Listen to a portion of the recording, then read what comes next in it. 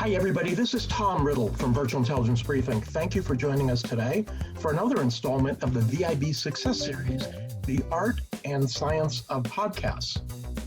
Today, we're going to learn practical advice from podcast professionals, why podcasts, top podcast objectives, how to get your management on board, podcast success factors, and more.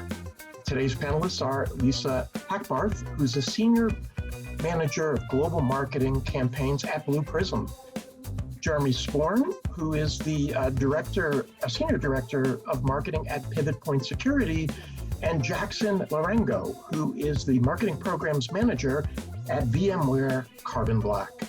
So with that, let's start with our first question for today. Jeremy, why podcasts? What type of people are listening to podcasts today? Yeah, thanks, Tom. I think, podcasts are very popular. Massive resurgence recently. And part of that, I think, is they're just extremely user-friendly. And one of the nice parts about having a podcast in the business world is there's still this assumed expertise and thought leadership that goes hand in hand with a podcast. And the audience that consumes podcast content, I just find is very hungry for quality information. Either that or entertainment. So if you can provide either or, that's usually pretty good. But I just find they're an audience that is craving something. And if you can be someone who can serve that audience, you're usually in a pretty good spot. That's great. Thank you, Jeremy.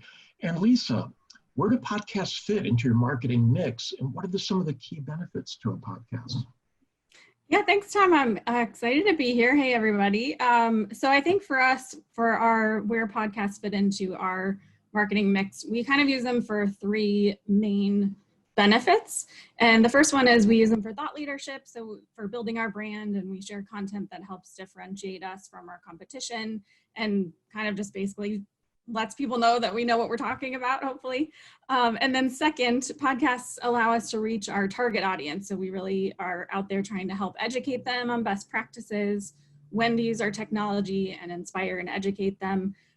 For us, we're dealing with a complex technology called intelligent automation. So we talk to our audience about how others are using it and getting the most value out of it. And then that helps our current customers see what else they could be doing with our platform and, get some kind of dreaming about what's possible. So it's, we try to keep it exciting and inspiring. And then the third benefit that we're seeing is what's called content-based networking. And so that means that we're hosting the podcast, which gives us an excuse to reach out to people in our network, our customers, our partners, and just really build those relationships, and then helps them get excited about the partnership too. Awesome. Thank you, Lisa.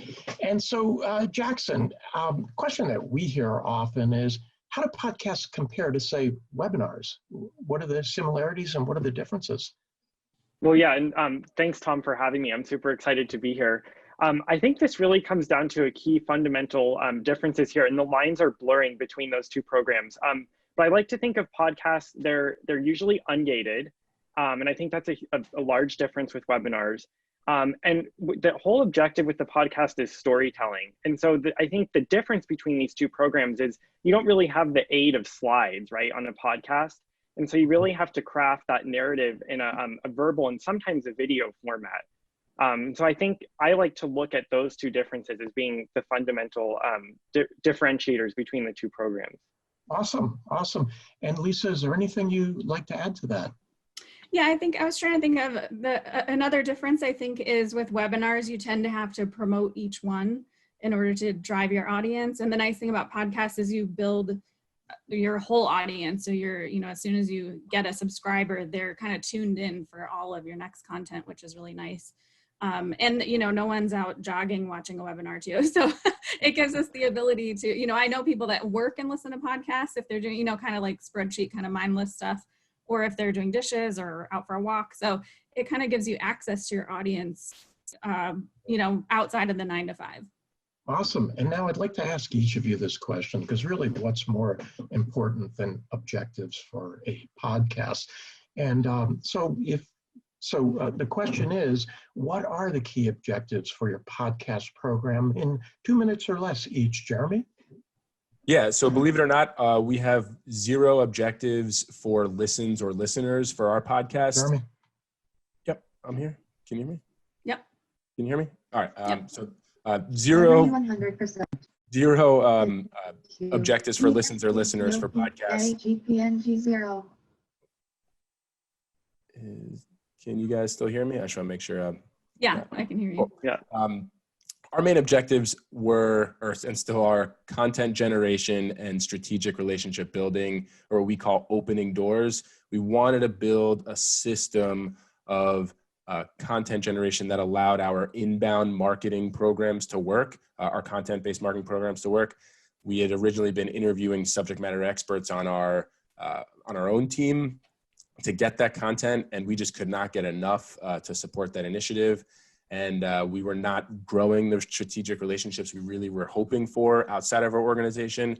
We saw podcasts as a way to, kind of kill 2 birds with 1 stone. And the amount of content that each episode creates and the amount of good grace you earn by having a partner on a podcast episode is just massive. It's been very cool to see so far. Awesome. And how about you, Jackson? What were your key objectives? Yeah, so I think we outlined them into 3 main objectives. The first is building trust and credibility. So in the security market, which I'm in, sometimes it's hard with our prospects to build that trust, right? There's an inherent skepticism in our marketing materials. And I think as some of the items that we mentioned earlier, podcasts have that unique ability to do that. I think the second thing, similar to Jeremy, that inbound engine, right? So having a place where we can reference a report or a white paper, but not push it on someone, right? And maybe talk it out, explain it, and then by osmosis, drive them to our website to look at that item.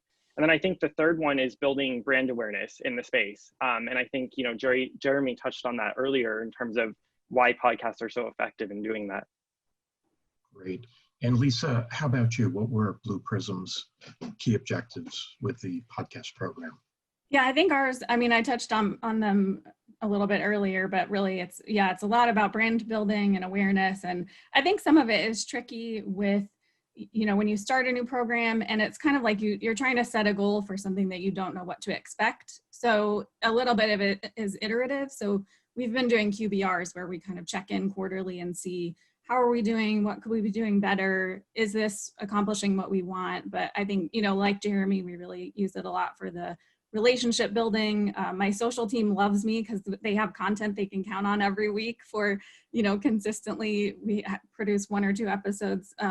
So it's, just the content engine, it's really easy. It doesn't take a lot of time. Not totally easy, but once you get your engine going, the fact that you can just set up a pre-call for 20 minutes and then get on the phone for 40 minutes or so, and you have a piece of content, outside of the production and everything, but there's not as much prep too, which is really nice. So those Awesome. are just a couple. Yeah.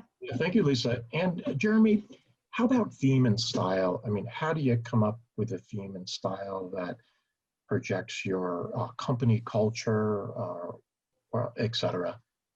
Yeah, I think it's about knowing who you are and who you want to be and the audience you're looking to attract.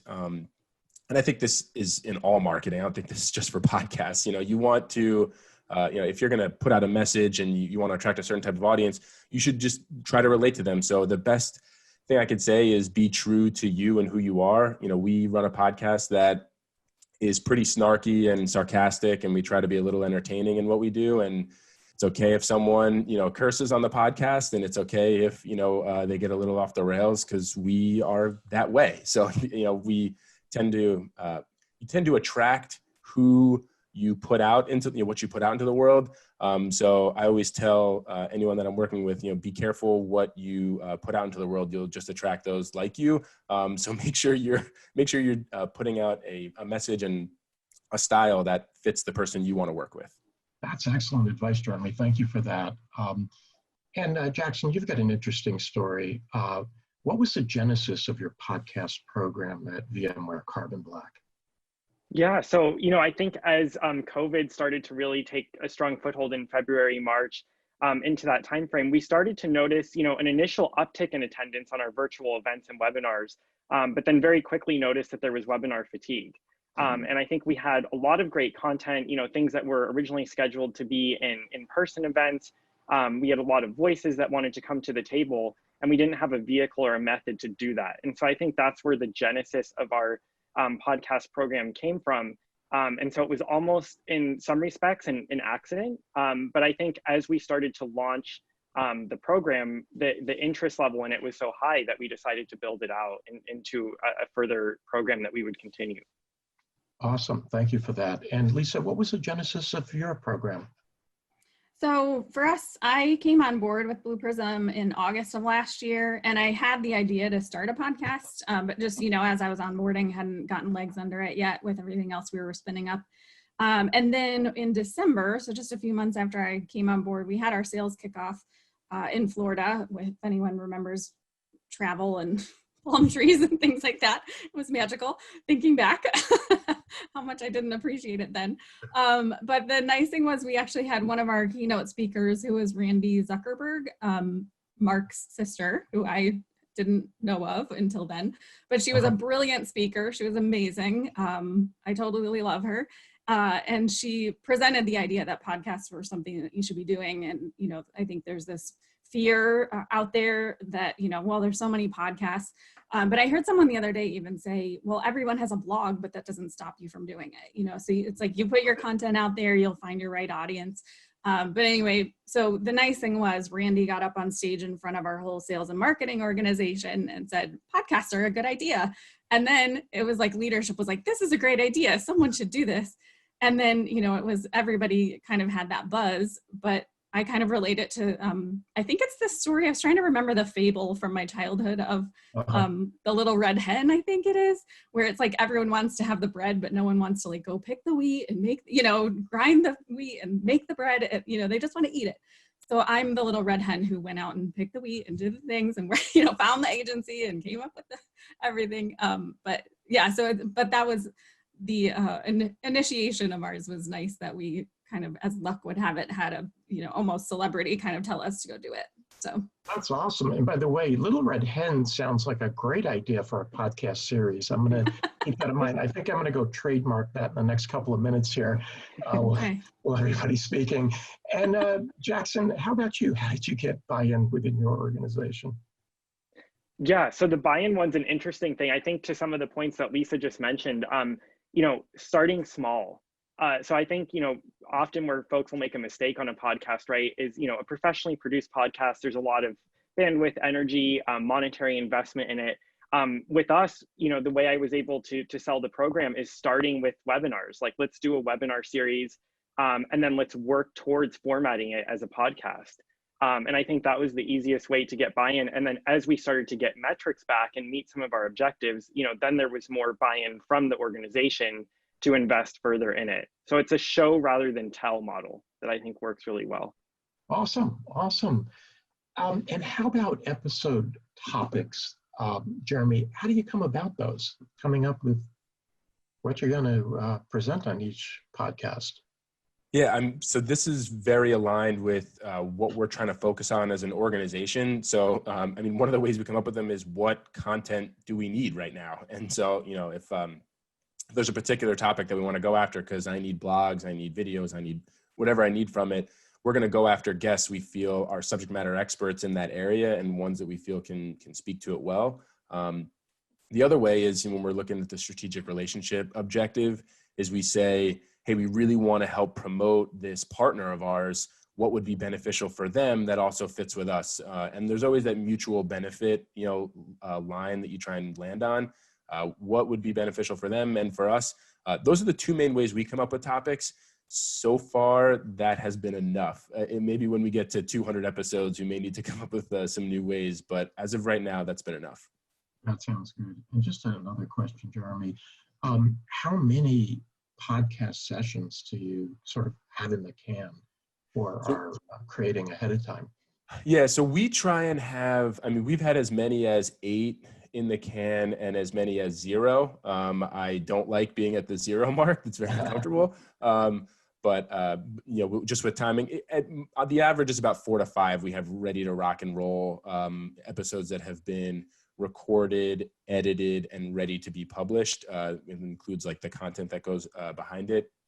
I would say that gives you enough of a buffer to, if something comes up, or, if someone needs to go on vacation as a challenge, you have enough. Any less than that, and, one little hiccup here can put you off your cadence, and staying on cadence is pretty helpful. Awesome. All right, that sounds good. And Lisa, how do you come about? How does Blue Prism come about finding a podcast speakers, guests? For us, we started out when we started with the idea, and we had a small group. So it was myself, the head of our customer experience team, someone else that's on her team that works with customers. So they're really in touch with customers and what they're doing with our technology. And then we brought in a couple other subject matter experts. And then we just kind of brainstormed. So some of it was around our topics, which helped inform the speakers, and vice versa. So we thought about, oh, this person is a great presenter. What do they know about? So we kind of tapped into, let's talk about best practices, industry stuff. What is our innovation center doing? We have an AI lab. So there's people there we can kind of tap and say, what's coming up? What are you excited about? And then what customers do we have? What stories can we tell around what they're doing?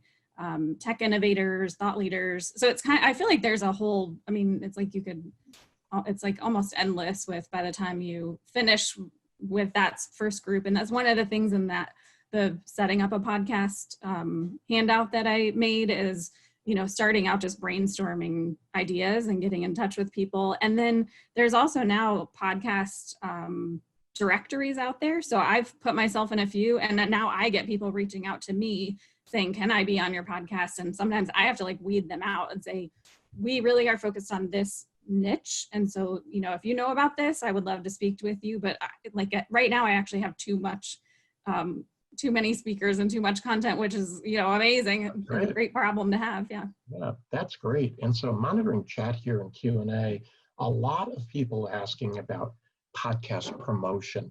How do you promote podcasts? Jackson, how about you?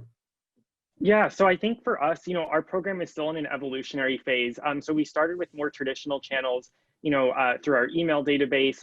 They perform really well on social. I think that was touched upon earlier. So taking a clip from a podcast, running that on organic or paid, we definitely were able to build an audience through that.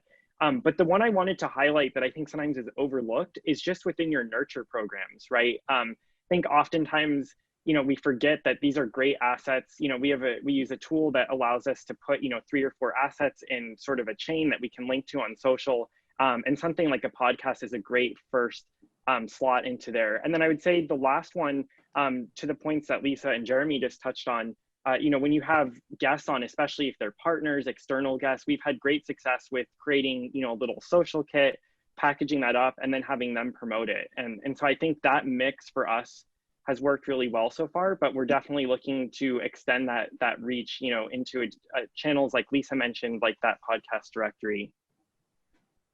That sounds great. And Jeremy, how about you with podcast promotion? Yeah, so there's the key thing I think with podcast promotion is you have to recognize that you have 2 main channels: your own promotion and the guest's promotion. So it's a little bit unique than other forms of marketing, where you can really empower and enable your guest to help promote it. But like anything else in marketing, it's not rocket science. It's content-based marketing. So you're writing emails that go out to your lists. You're promoting it on social. But so what I always, what's worked for us is building a system or an engine that, we often call it, that just sort of runs, that has the individual components that you want to push out, whether that's press releasing your episodes. We hired a VA, a virtual assistant in the Philippines, that posts 3 times a day on our LinkedIn account, very, different pieces of our podcast content pieces that come out.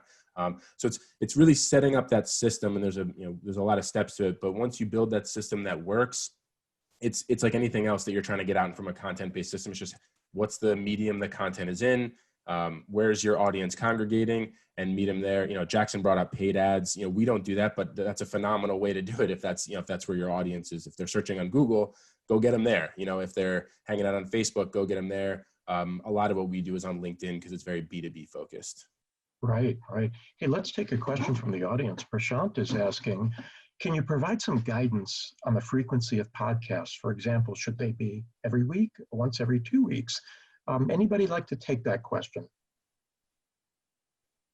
Yeah, I think for me, I don't know if there's a right answer, but from our experience, it's having something consistent so your audience knows what to expect. And so we chose a weekly cadence because we have the resources. But if you do it less often, you know, and it's I've done some testing too around, does it help to do more than one episode? And I mean, it does, because if we get, you know, 200 listeners on one episode, even if we don't get 200 on both during that week, it's still more. So and for us, I was going to say too, around the promotional side of things, I know Jackson and Jeremy have already kind of talked about setting up that engine, but I think one of the pieces that we use is making sure that the title and the copy are SEO friendly. And so it's like the more episodes you have that speak into what you're talking about already, it's like Google sees it as you guys really have content, you know what you're talking about, and it bubbles it up to the top so the audience can find it. So, you know, we dedicated a space on our website, just like we have the blog, we have a space for the podcast. And so all of that keyword goodness is on our website, attracting that audience too. And then the other thing that I think is helpful, and I don't know if you guys out there listen to the B2B Growth Show. It's one of my favorites. It's a daily show. And for me, it's like, I'm not interested in every single episode, and I don't have enough time to listen to every one. But if they give me 5 episodes a week, surely there's 1 or 2 that I'm interested in. So they're getting my attention, you know, at least once a week, just because one of those shows is going to catch my attention. So if we put out 6 episodes, you know, in a month, someone's going to be interested in 1 or 2 of those things, probably at least. That sounds great. So thank you for that. And so, Jeremy, you'd mentioned a primary objective was content creation. How much content, what formats, and how do you deploy that content? Yeah, we get way more content out of an episode than I would have ever dreamed when we first started doing this stuff. It's amazing what you can get with a few smart people talking. So each episode will generate about 6 to 10 blogs, about 4 to 8 video clips. We'll get the full-length video, recorded transcript, which is super helpful. We'll get a press release, several social posts, and we'll also do a mass email to about a list of about like 7,000 contacts in our database. And that's just what we do on our side. And like I said before, there's 2 sides. We also give a bunch of content, including like copy and pastable social posts, blog articles that we write for them, to our guest. So oftentimes, I mean, we really just try to make it as easy as possible for our guest to help in the promotion. So like Lisa said earlier, you know, we're before, you know, we were in a shortage of content. We needed to hit our content generation goals. We have an abundance. I mean, we have blogs that are written that, you know, have not seen the light of day since we started this thing. And it's, we produce a blog a day now, and it's still, you know, we could still, you know, do more, which is pretty wild.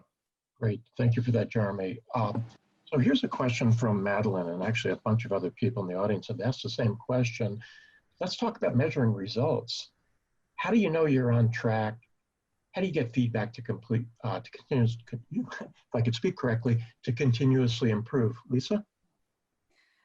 For us, well, and I think the industry is finally catching up, because I know at our first QBR, you know, I think it's a misunderstanding too. So I was going to talk about that when you're going to try to get buy-in from leadership, is you can't present it like this is lead gen. It's not a webinar. You don't get people to register.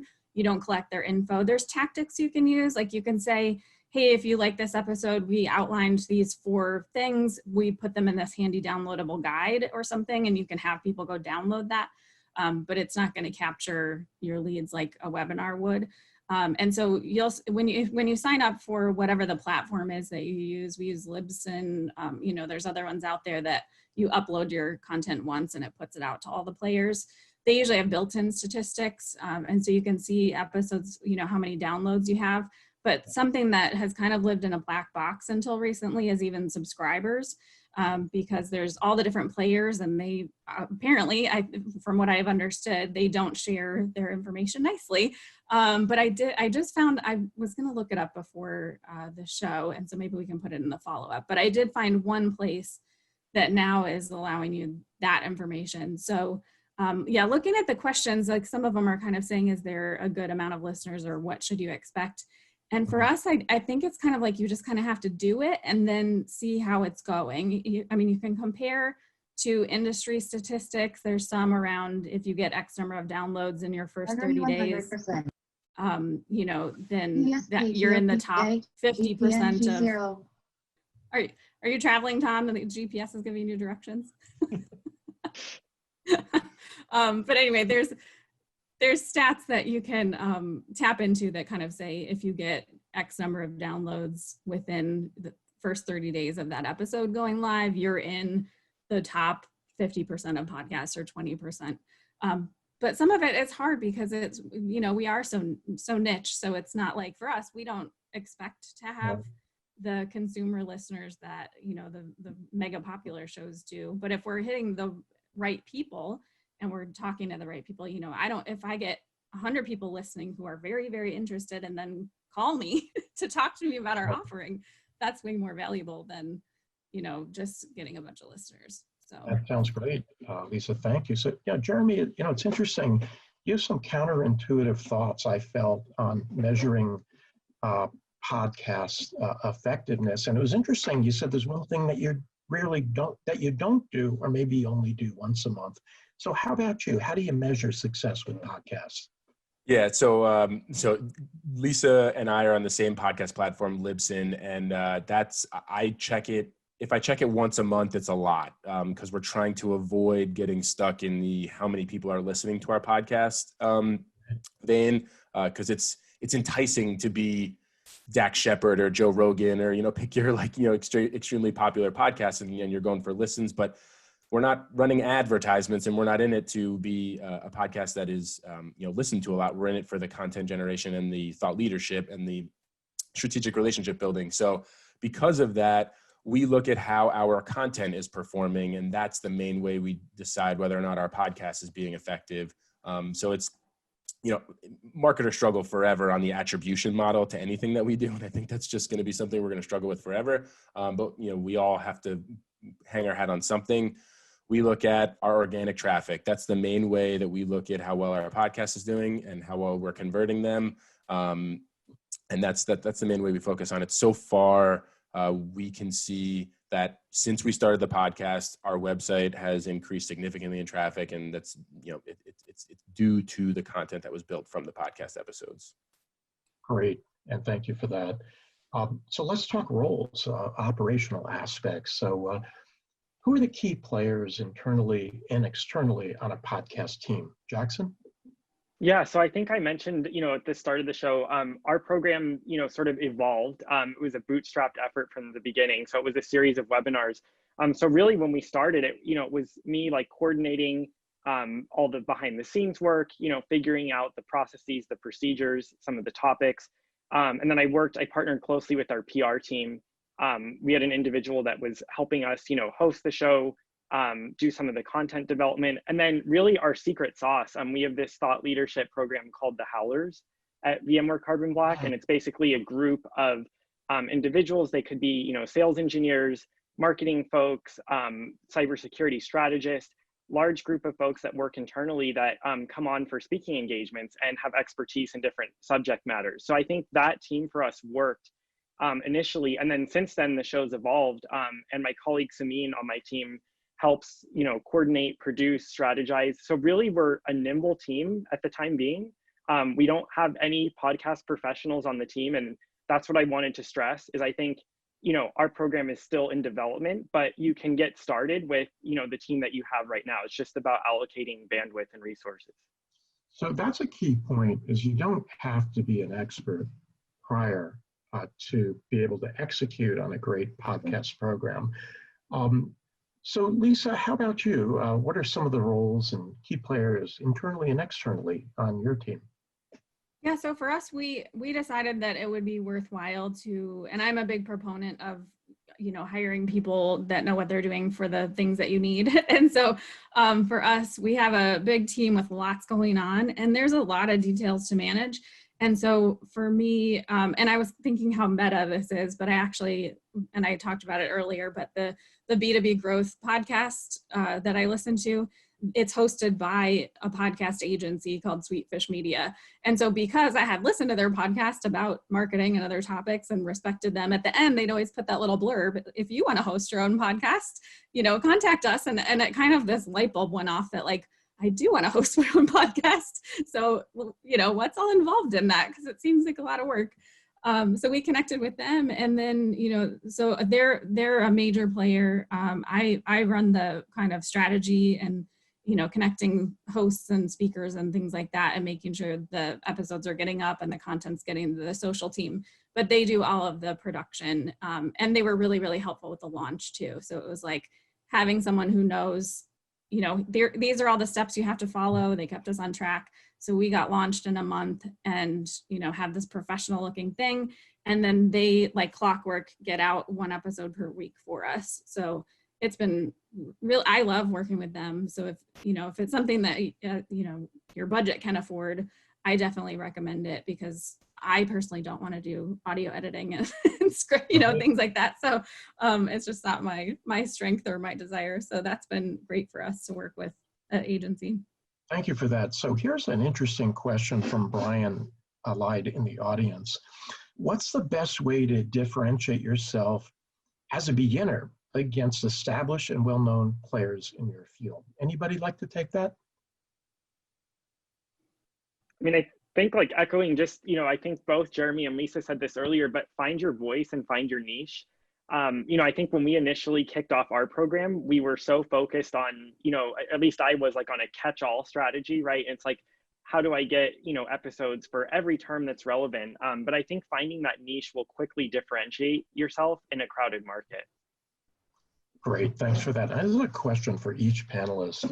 What was the biggest misnomer or misconception that you encountered in the process?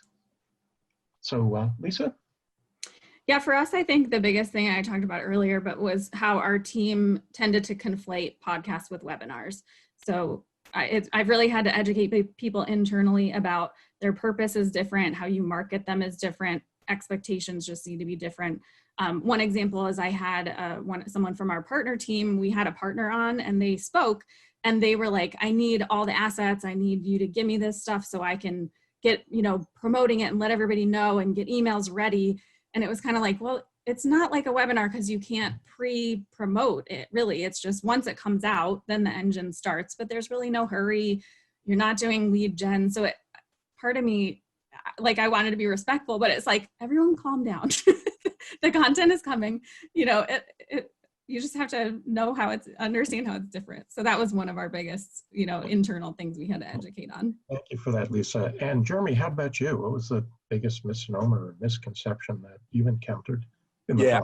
So I don't want to dissuade anyone from going after podcasts because it's been very successful, but it is just a lot of work. And I don't want to undersell that or oversell it, but we thought we had a really good idea of how much work it would be when we got into it. And it was just a lot more. Now, part of the reason is because it generated more value than we thought it would. And, when something's more valuable, it deserves more attention. But we didn't realize what it would bring. So in that regard, we just, we did not resource well internally for it, but had to, we figured a way to make that work. But that was a big misconception we had in the beginning. Right. Okay. That's interesting. And Jackson, how about you? Yeah. So building off of Jeremy's points, I think our biggest misconception was just how long it would take and how much effort we would need to prep all of our guests. So I think we talked about this in our prep session for this webinar. But yeah, just understanding that, setting the stage, like, this is how the podcast works. This is our tone. This is our voice. Putting the investment in takes a lot longer than we thought. But it definitely produces better results when you have thorough prep prior to the episode. Great, thanks for that. And another question from the audience, Ross is asking, what's the ideal podcast length and frequencies for a podcast series? If somebody could take that in a minute or less. I think I can help. It's really going to depend upon the message you're trying to get across. I mean, like anything else that a marketer tries to do, if you're trying to get across a very simple message and it can be done very quickly, then you're going to use a medium that supports that. For us, we go very deep into very technical and business challenges. So our episodes are often 45 minutes to an hour plus. And that works for us because that's what our audience expects around those topics. If anyone's a big fan of like Marketing School from Neil Patel and Eric Sue, I believe, daily 7-minute episodes, and that's perfect for the content that they're trying to push. So it's like everything else, who's your audience and what's your message, that should determine your frequency and the length of your episode. Awesome. All right, that sounds great. And now let's get to maybe the second to last question here, and we'll take a few more from the audience after this, but what's one piece of advice that you'd give a marketer starting out developing a podcast program? Jeremy? So, this kind of pulls off one of the first questions we answered, and that's around objectives. I mean, you really got to know what you're hoping to get out of it, and understand your company culture. So if you're a marketer that is held to very strict marketing metrics, make sure you know that you can provide answers to those metrics before you get into it. In PR and thought leadership, those are, if that's what your goals are, those are tough metrics to track. So put yourself in a position for success, know your objectives, and make sure that you can prove that that's something you can hit. And I would say that's the number one. You want to make sure that you're going to put a lot of time and effort into making this work. You got to know if it's going to work or not based upon how you're tracking it. That sounds great. Thanks for that, Jeremy. And Jackson, how about you? What one piece of advice would you give somebody just starting out? Yeah, I mentioned this earlier, but I would just say start small. So I think, oftentimes, it is great to define, all of your objectives, put the investment in, but, what I would do is try to validate, right? So like produce a few of these. You don't have to necessarily, go super fancy for the first couple. And, see if they stick, see what the audience thinks. Because I think, for us, when we started to think too big and we were planning, months and months in advance, it started to feel ominous with the resources we had. So start small initially. Great. Thanks for that. So let's take a look here to see if we've got another question or two. How worried about cleaning up the ums and ahs should I be, says Kurt. I want it to sound professional, but still conversational. Any thoughts on that? On, I guess, post-editing? Yeah, there's the best thing I could say is, I also work with Sweetfish Media, and they do a fair amount of that audio work. And this is not a plug for them. They are great, but, we're not getting paid to bring them up. They're a phenomenal agency. But we actually appreciate mistakes in our podcast episodes because there's a level of humility and a human element to that that's really, really helpful. Even I just said right there, and it's sort of just part of the conversation. I don't worry about that stuff too much, and I think if you listen to podcasts pretty closely, you would hear that there's a lot of that stuff going on that you never noticed before. I think authenticity is such a huge part of a podcast being successful. So actually, I think over-editing is a bigger issue than under-editing.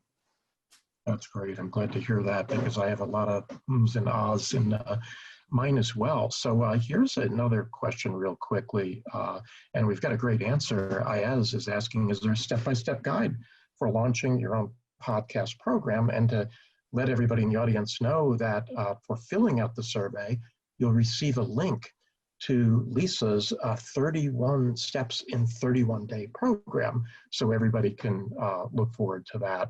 So I'm actually going to take one more question or two more quick questions, and then we'll do the raffle here. So a couple of people have asked in the audience about video and podcasts. How do they work together? Do you start, do you give birth with a podcast, or is it video, or how? Jackson, would you like to take that question?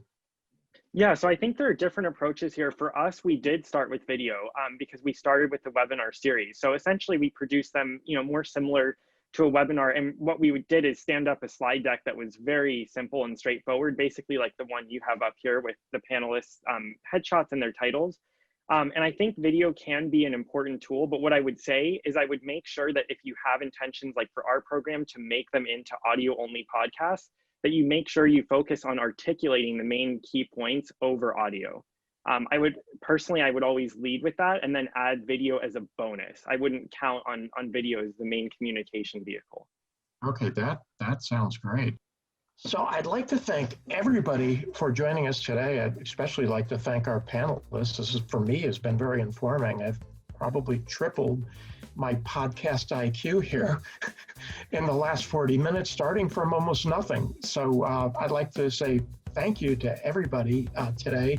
And thank you, everybody, very much for the session today. And if you have follow-up questions, send those questions to me when you see the survey link, and we'll see if any of our esteemed panelists today were willing to and have the time to get back to you on those questions. So thanks very much, everybody, for joining today. It's just been great for me. I've learned a lot, and I hope you have as well. Thanks again. Thanks, everyone. Take care.